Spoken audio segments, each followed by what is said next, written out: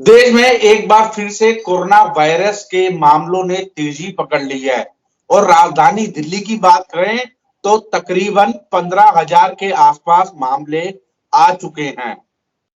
क्या इसे तीसरी लहर समझा जाए, क्योंकि स्वास्थ्य मंत्री दिल्ली के कह चुके हैं कि ये देश में तीसरी और दिल्ली में पांचवी लहर है। आखिर क्या वजह है, क्या हुआ है पिछले 8 से 10 दिनों में कि अचानक फिर से कोरोना के मामलों ने तेजी पकड़ ली है। इस विषय पर बात करने के लिए हमारे साथ राम मनोहर लोहिया के पूर्व डीन और अभी वहां पे डॉक्टर हैं, डॉक्टर राजीव सूद जी। उनसे जानेंगे कि आखिर क्यों हो रहे हैं, क्यों तेजी से बढ़ रहे हैं मामले। डॉक्टर राजीव सूद जी, बहुत बहुत स्वागत है आपका पंजाब केसरी टीवी और नवोदय टाइम्स पर। हाँ जी, नमस्कार जी। सर, एक बार फिर अचानक मामलों ने तेजी पकड़ ली है। देखिए, ऐसा है कि ये तो एक्सपेक्टेड था, ये बोला भी जा रहा था कि ये लहर आ सकती है। और ये इसलिए भी है कि जो वायरस है, कोई भी वायरस, कोरोना का वायरस नहीं, कोई भी वायरस अपने म्यूटेशन उसमें होते रहते हैं। और ये म्यूटेशन जो होते हैं, या तो वो वायरस को कमजोर करते हैं, या वो वायरस को वैसा का वैसा रखते हैं, या फिर वायरस को और ज्यादा हानिकारक बना देते हैं। तो ये जब उसको हम स्टडी कर रहे होते हैं, तो उसको म्यूटेंट जो होता है उसको स्ट्रेन ऑफ इंटरेस्ट बोलते हैं। और जब वो सिम्टम्स करता है और थोड़ा स्प्रेडिंग में उसकी जैसे ज्यादा हो गया ओमिक्रॉन में, या उसकी घातकता बढ़ जाती है, तो उसको स्ट्रेन ऑफ कंसर्न बोलते हैं। तो ये ओमिक्रॉन एक स्ट्रेन ऑफ कंसर्न है। जैसे डेल्टा आया था तो वो भी स्ट्रेन ऑफ कंसर्न था। उससे पहले कुछ स्ट्रेन आ चुके हैं, जो लैम्ब्डा था, गामा था, तो ये वाले स्ट्रेन पहले भी आ चुके हैं। और ये जब स्ट्रेन नया आता है, वो पुराने स्ट्रेन को पूरी तरह से हटा देता है।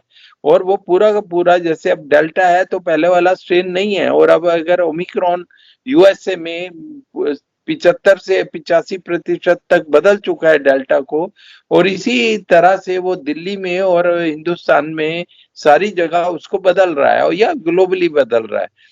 अब ये जो वेव आई है, ये थर्ड वेव तो है ही, इसमें तो कोई संदेह रहा नहीं, क्योंकि पॉजिटिविटी जो हमारे यहाँ पे 1% थी, फिर 2% हुई, 4%, 6%, 8%, तो बढ़ती जा रही है। और जब 5% से ज्यादा हो जाती है तो उसको वेव बोलते ही हैं। और इसका कारण सबसे बड़ा ये है कि जो इंटरनेशनल ट्रैवल हुआ साउथ अफ्रीकन कंट्री से, बोस्वानिया से शुरू होके, और वो भाई शुरू में तो ये उन्हीं लोगों में पाया गया जो लोग ट्रैवल करके आए थे। और अब ये कम्युनिटी स्प्रेड भी शुरू हो गया। तो ये सिर्फ वेव ही नहीं आई है, इसमें कम्युनिटी स्प्रेड भी शुरू हो गया है, पर्सन टू पर्सन कॉन्टैक्ट्स के अंदर। जैसे अभी मैं आपको बताऊं कि केरला के अंदर अभी एक स्टडी हुई कि 181 लोगों को हुआ, और उनको स्टडी किया गया, तो उसमें पाया गया कि 102 लोगों को तो उनको हुआ जो कि जिनकी ट्रेवल की हिस्ट्री थी। और फिर उसके बाद 24 से कुछ ज्यादा लोगों को उनको पाया गया जो कि कांटेक्ट में आए थे। तो जब कांटेक्ट में आने वालों को कांटेक्ट ट्रेसिंग हो जाती है, तब तक तो ठीक है। जब ये भी नहीं पता चलता कि एक व्यक्ति को कोरोना आया कहां से, और उसका कांटेक्ट भी ट्रेस नहीं हो पाता, तो उसको कम्युनिटी स्प्रेड बोला जाता है। अब हॉस्पिटल के अंदर ऐसे लोग आने शुरू हो गए हैं जिनको कोरोना तो हो रहा है, पर किससे लगा उनको, किससे इन्फेक्शन हुआ, ये वो नहीं बता पा रहे। तो ये ना केवल थर्ड वेव आ चुकी है, पर कम्युनिटी स्प्रेड भी शुरू हो चुका है। ये जो मामलों में एकदम उछाल आया है, वो पिछले 8-10 दिनों में बहुत ज्यादा है। देखिए, इनका इसका ये होता है कि ये 1 के 2, 2 के 4, 4 के 8 होते हैं। तो ये एक जो इसका प्रोपगेशन है बहुत ज्यादा तेजी से होता है। और क्योंकि इसकी संक्रमणता जो है वो 3.5 से 5 टाइम्स है, आंकी गई है, या कुछ लोगों ने तो इसको 30 टाइम्स तक भी बोला है। ये इतनी तेजी से फैल रहा है कि इसको अब रोकना मुश्किल है। इसका सिर्फ पीक हम छोटा कर सकते हैं। जब कोई भी संक्रमण बहुत तेजी से फैलता है, उसका पीक बहुत तेजी से आता है, तो उसका उतार भी उसी तेजी से आता है। ये जो आईआईटी कानपुर ने जो मैथमेटिकल मॉडल प्रेजेंट किया है, उसके हिसाब से मैं ये प्रेडिक्ट करने की कोशिश कर सकता हूँ कि ये फिनोमेना हमारी 2 महीने तक चलेगी, कि एक पीक आएगा और उसके बाद ये नीचे आएगा। तो हमको इस पीक को छोटा रखना है। टोटल नंबर जो इफेक्ट होंगे, हमारे इन्फेक्ट होंगे, उनको छोटा रखना है, तब हम इसको संभाल पाएंगे। नहीं तो ये इतना ज्यादा हो जाएगा, जैसा कि यूएसए में एक दिन में 1 मिलियन मतलब 10 लाख लोगों को हो गया एक दिन में, और कुछ यूरोपियन कंट्रीज में 2-2 लाख लोगों को एक दिन में हो रहा है। तो अगर वो स्थिति भारत में हो गई, तो हम लोगों को इंफ्रास्ट्रक्चर जो हमारे पास अवेलेबल है और मैन पावर, उसमें संभालना मुश्किल हो जाए। सर लेकिन वैज्ञानिकों या आप बात करें शोधकर्ताओं की, ये भी उन्होंने कहा है कि ये ओमिक्रॉन उतना खतरनाक नहीं है, जितनी तबाही दूसरी लहर ने मचाई उसके मुकाबले अभी तक इसमें कोई खतरा नहीं देखा गया है इतना। देखिए, इसकी घातक कितना होगा, कितना विरुलेंट होगा, ये टाइम के साथ बदल सकता है।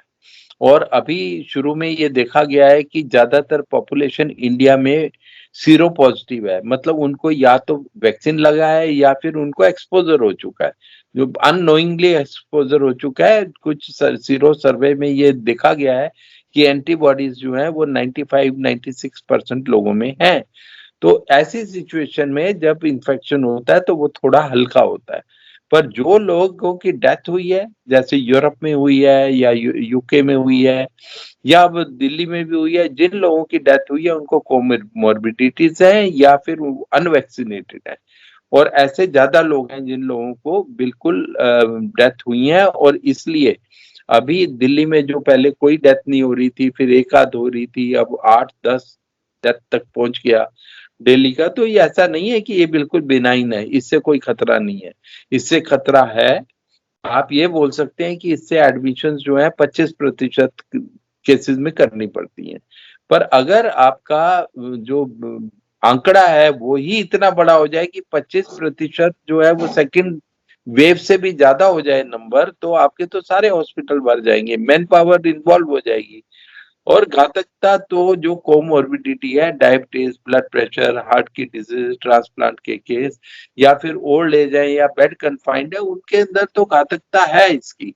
और जिन्होंने वैक्सीन हेजिटेंसी या किसी वजह से वैक्सीन नहीं लगवाई है, उन लोगों को भी खतरा बहुत बड़ा है। इसलिए इसको ये मानना कि ये घातक नहीं है, ये ठीक बात नहीं है। हमको अपना वैक्सीनेशन अभियान तेज करना पड़ेगा, कोविड एप्रोप्रिएट बिहेवियर स्ट्रिक्टली लगाना पड़ेगा।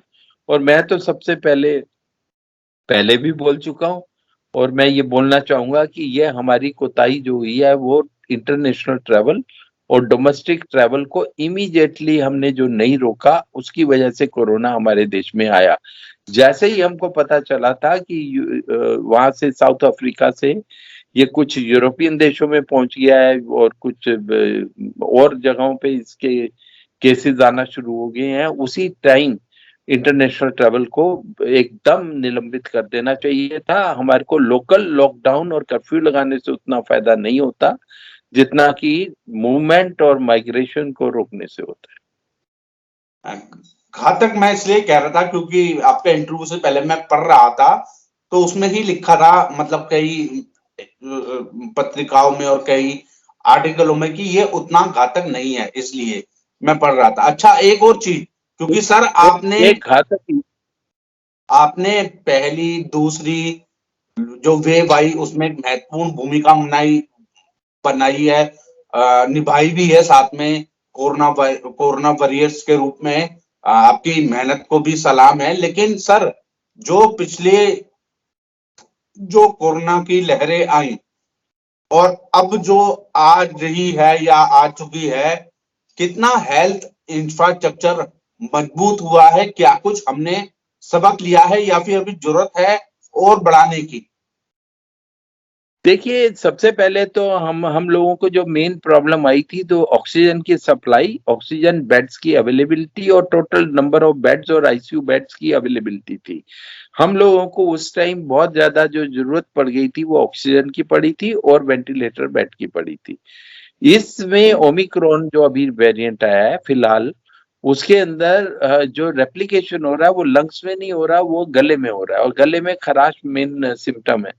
और क्योंकि ये गले में मेनली इफेक्ट कर रहा है, इसलिए जब ऑक्सीजन की रिक्वायरमेंट नहीं हो रही, होम आइसोलेशन एक बहुत बड़ा राहत लेके आया है, और होम आइसोलेशन ज्यादातर मरीजों को किया जा रहा है। पर अगर हमारे ऑक्सीजन बेड और हमारे जो जनरल बेड्स हैं और कोरोना आइडेंटिफाइड बेड्स हैं, हॉस्पिटल हैं, अगर बहुत बड़ा नंबर हो गया और वो भर गए, तो फिर हमारी पूरी व्यवस्था चरमरा जाएगी।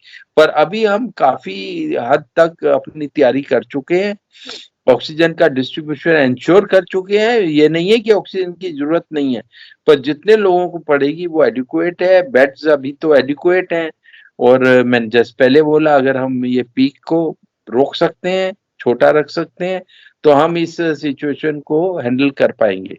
पर मैं साथ में ये भी बता दूं कि सिर्फ सामान या इंफ्रास्ट्रक्चर ही नहीं बचाता, आपको ट्रेन्ड मैन पावर और फ्रंट लाइन वर्कर्स की जरूरत पड़ती है। इस टाइम कोरोना में 2 साल के अंदर आपके जितने लोग लगे हुए हैं, front line worker, doctors, nurses, वो एग्जॉस्ट हो चुके हैं, काफी एग्जॉस्ट हो चुके हैं।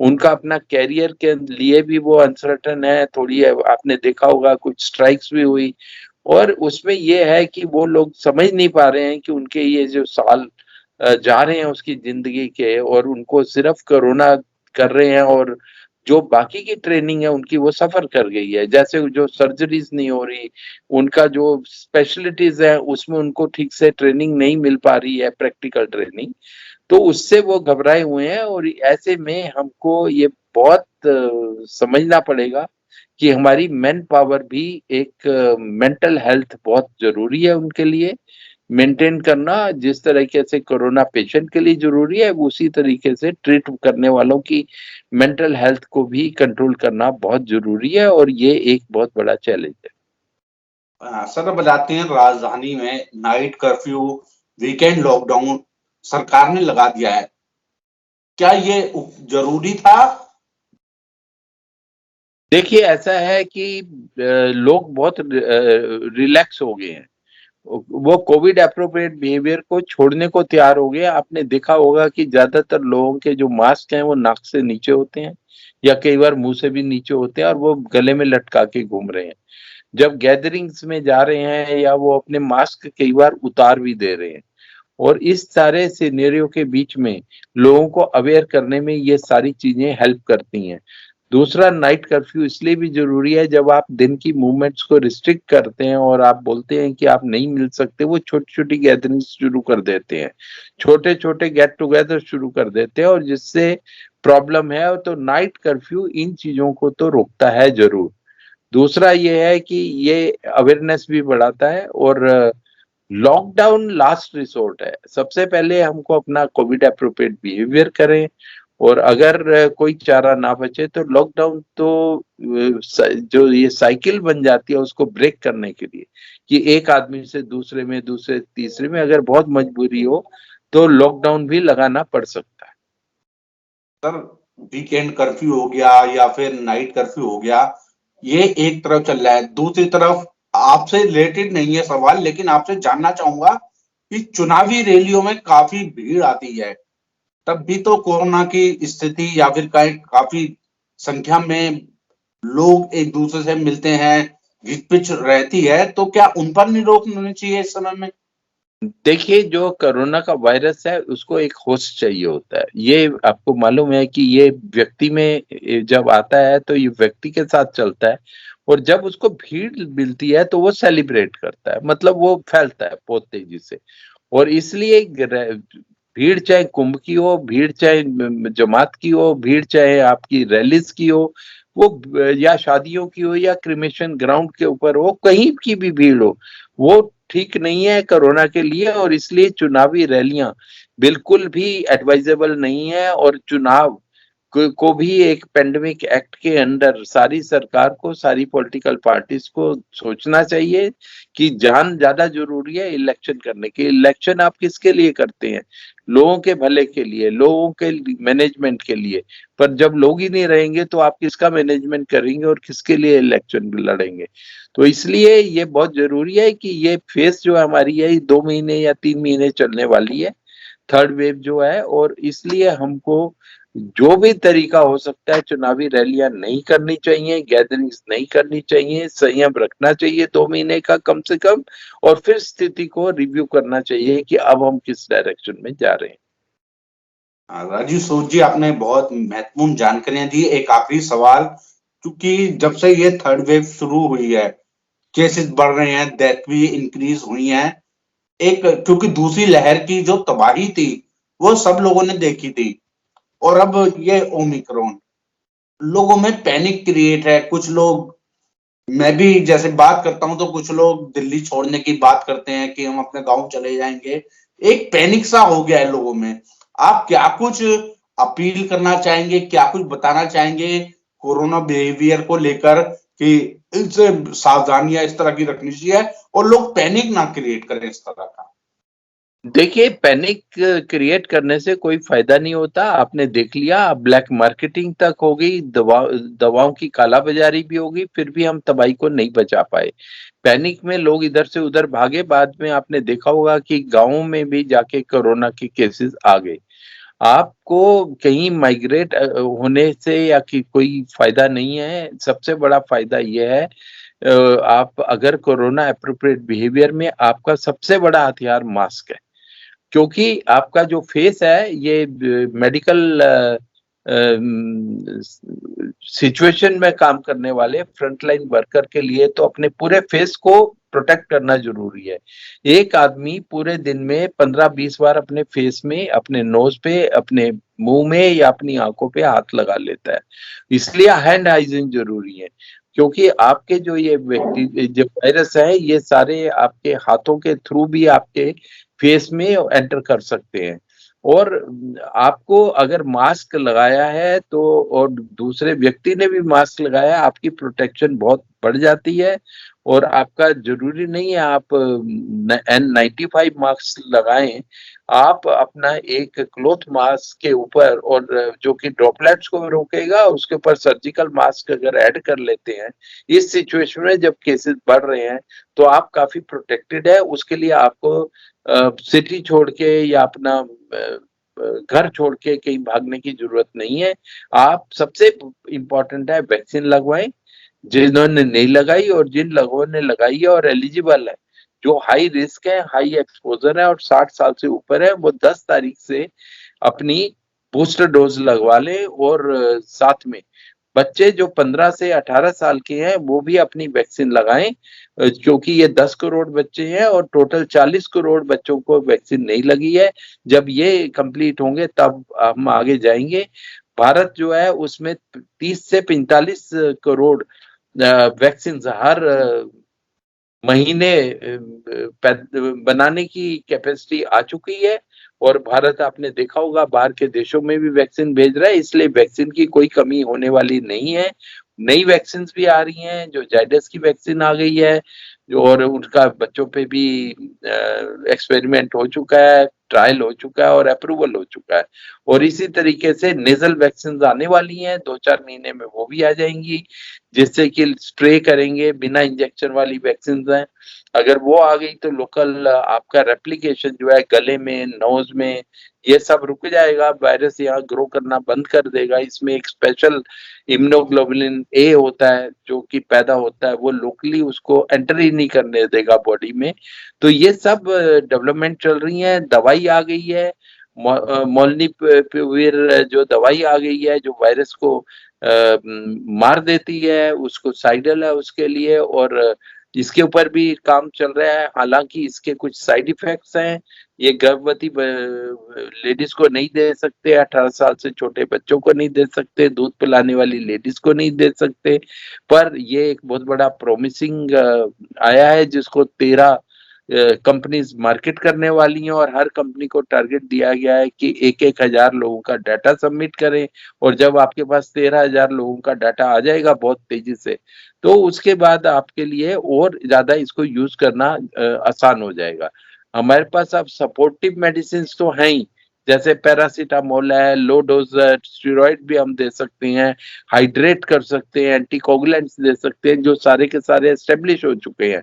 उसके साथ क्योंकि ये अब एक नई बैटरी आ गई है जो कॉकटेल आई थी वायरस के लिए और एंटीबॉडीज को पैदा करने के लिए, और ये जो अब नई मेडिसिन आ गई हैं, इससे हम इसको वायरस को कंट्रोल कर पाएंगे। वायरस के सिम्टम्स अभी हल्के हुए हैं, ऑक्सीजन की अभी इतनी ज्यादा जरूरत नहीं पड़ रही है, और होप करेंगे कि अगर हम सारी अवेयरनेस के साथ इसकी जो इंफॉर्मेशन है उसको करें, और जो लोग मेंटली रिलैक्स हो चुके हैं, जो लोग कोविड एप्रोप्रिएट बिहेवियर को नहीं कर रहे, फॉलो नहीं कर रहे, उन लोगों के लिए अपील है कि वो इसको स्ट्रिक्टली अपनाएं, वैक्सीन लगाएं, और उसके बाद अपना दूरी जो है उसको बनाए रखें 2 गज से ज्यादा। हैंड हाइजीन बहुत जरूरी है। हाथ अगर आपके साफ है तो आप मुंह पे टच भी करें या कहीं पे टच करें तो ये वायरस नहीं फैलेगा। ये पर्सन टू पर्सन फैल रहा है, बहुत कंटेजियस वायरस है। और अगर इसमें म्यूटेशन हो गया, जैसा कि कुछ नॉर्थ फ्रांस से खबरें भी आ रही हैं कि एक नया स्ट्रेन आ गया, अभी उसको स्टडी किया जा रहा है ओमिक्रॉन के बाद, तो बहुत तबाही हो सकती है। इसलिए बहुत केयरफुल रहें, सावधान रहें और अपना गार्ड लोअर ना करें। बिल्कुल, अगर आप लोग भी, अगर आपने डॉक्टर राजीव सूद की बात सुनी कि किस तरह उन्होंने बताया कि इससे बचा जा सकता है, और आप सभी लोग भी मास्क जरूर लगाएं, थोड़ा दूर रहें, दूरी अपनाएं और कोविड एप्रोप्रिएट बिहेवियर का पालन करते रहें। बहुत बहुत शुक्रिया सर, पंजाब केसरी टीवी और नवोदय टाइम से बातचीत करने के लिए और इन महत्वपूर्ण जानकारियों को साझा करने के लिए। धन्यवाद सर। धन्यवाद।